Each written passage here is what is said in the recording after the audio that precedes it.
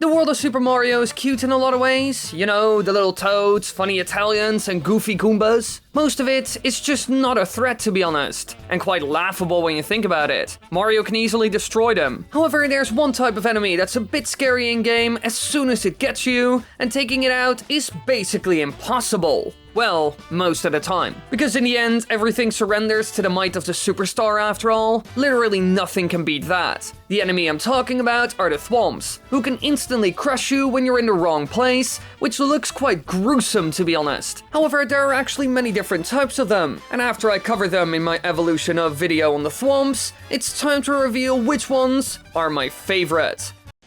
Number 5.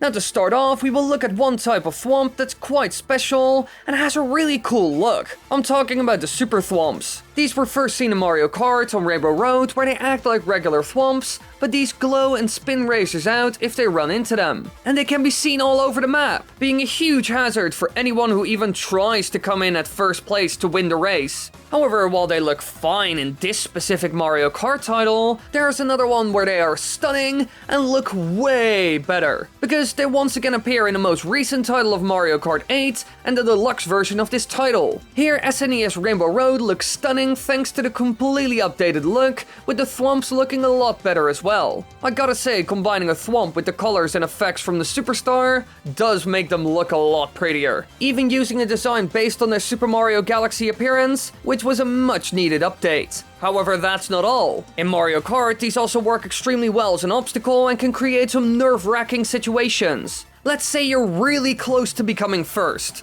and the only way you can really make it is by getting past all the obstacles. And so you race as fast as you can, and just manage to go underneath one of the Thwomps, with the person behind you getting hit. Stuff like this actually happens quite a lot in this map. That's what's so cool about them. Trying to make it past these devils in the last second, while other people get hit by them. And that, together with its design, are certainly my main reasons for liking them so much. Number 4. When people think of a Thwomp, they have one clear image in mind: a square block with a face on it that has spikes all around. However, sometimes they look quite different. They aren't as one-dimensional as some people may think. A good example of this is the bomb. These moving bars made their first appearance in Super Mario 64 and its Nintendo DS remake, where they have a really interesting role. They appear in the course Thwomp's Fortress, where you encounter them at the beginning of the course, and they have only one tactic: pushing people off the edge. A number of them have been put in a narrow pathway, which you need to go through, and if you mess up, they will make sure you fall down, which is a bit of a setback. And that's their goal, pushing you off again and again and again, just to make sure you can't get past them. Or worst case scenario, making sure it all takes longer and more effort, all while looking at you with his extremely silly eyes, kind of taunting you in a way. Personally, I think these obstacle enemies work really well, even though it's set in a 3D world where something like this normally doesn't work out that well. That's because you need to force the player down a set road so these bumps actually work, kind of creating a side-scroller section. We see this in Super Mario Odyssey, for example, with the charging chucks. Here, sections need to be limited, or it won't work. You can just walk around it, for example, if there's more space. But here, when they do this, it's not as predictable or limited, because they can come out of nowhere from the side, which makes it more surprising. However, you can still jump, giving you options. You can even get on top of them, and then use that little bit of extra height to get up a lot faster. In general, it's surprising how well they work in a game like this, which is just amazing about them. And I have to admit, I also like their silly face a lot. Number 3.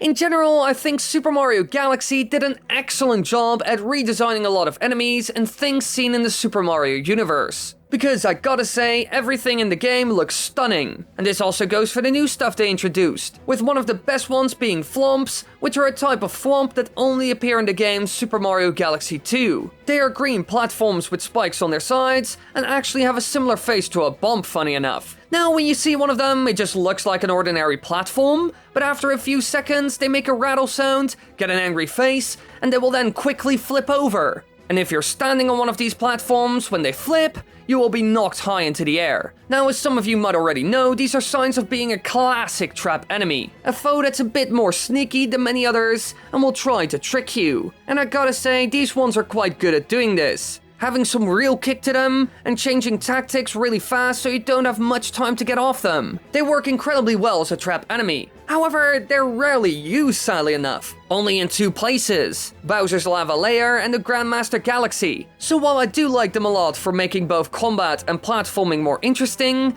Nintendo never did much with them. Now I hope they will use them again in some other 3D Super Mario game, but personally I think the chances of this happening are quite slim.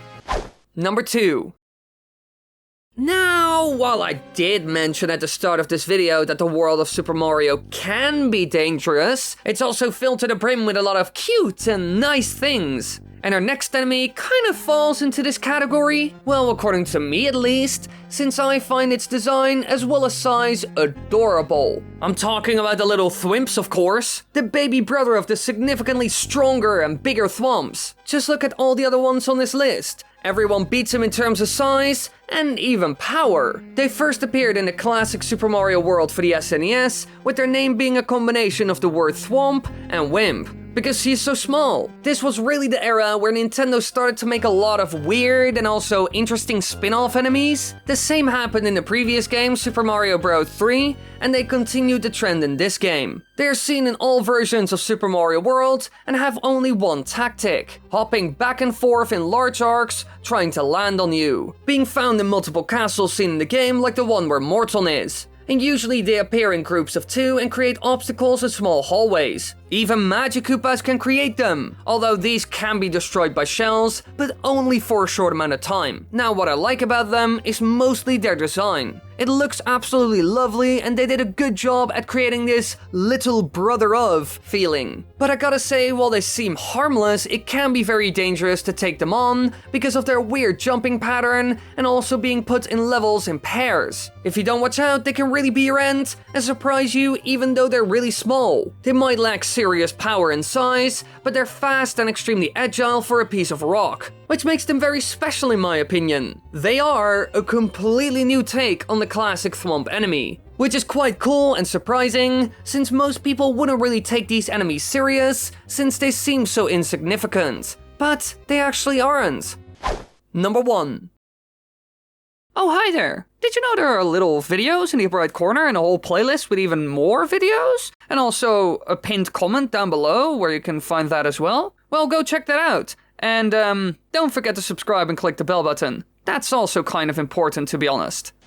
In a lot of videos I talk about game design, and I think I do have an eye for it to an extent. Well, I hope at least. I'm not claiming to be an expert after all. But after looking into all of this stuff and educating myself as well as actually playing a lot of games and breaking them down, I do think I have some knowledge. And my next pick is actually loved by the developers as well. One in particular, who everyone in the world knows by name, Miyamoto. Now the enemy I'm talking about is the Toks Box, which are rare enemies in the Mario franchise, being seen in games like Galaxy and 64. They resemble metal or stone boxes with multiple faces that roll along set paths which are a set size, so that it's nearly impossible for Mario to walk around them. Now their design is amazing, having faces on all but one side which is hollow, and you're meant to stand in here as it passes over the tile you're standing on. This way you can get past them without being crushed, but if you miss this opening, then you gotta run or it will be your end. Now, Shigeru Miyamoto regards the Toks Box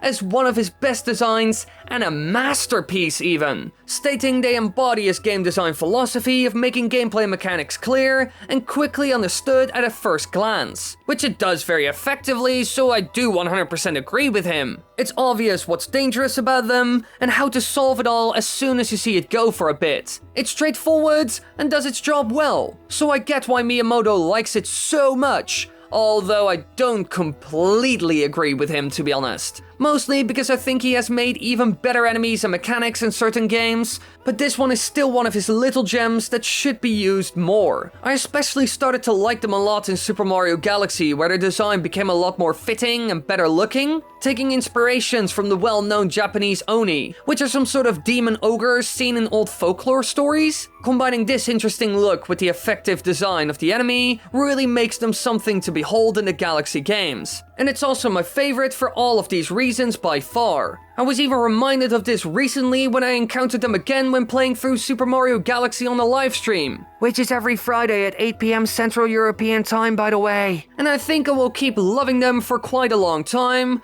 or until Nintendo comes up with something even better.